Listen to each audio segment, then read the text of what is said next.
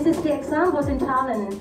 After we have learned about the develop the functional requirement, and then we set up the core basis in the universal healthcare coverage in Thailand, which composed of the strategic planning, the beneficiary, enrollment, health service provider registration, fund management, health service quality control, and consumer protection. Through all of this business, you need IT to support the data and information.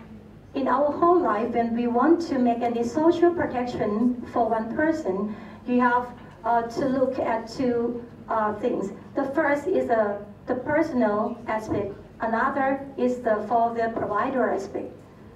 For one whole life, will compose of different periods of your life status, from the newborn to childhood to working age, and finally your elderly states.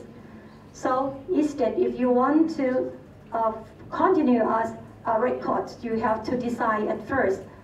Otherwise, it will develop a fragmented model, and then it's very hard to interface and final.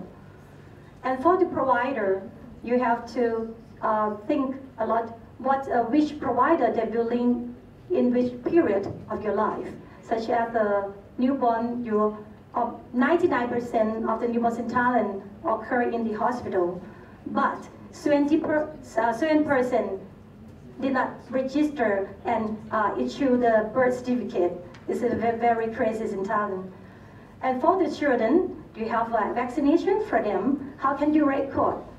The record will come from both in hospital and in the school. For the working age, you will provide the social protection for health treatment for them.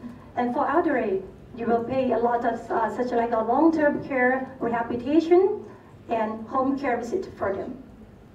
So why we will pay more attention on civil registration? Because civil registration is a continuous, permanent, compulsory, and universal record of all the events about your life, such as birth and death, fetal death, marriage, divorce, and other civil status even. This is provided by your own country preparation. So in my country, fortunately, that Thailand have a long story and a long history for the Ministry of Interior that have developed the civil registration and maintained for the national identification for decades.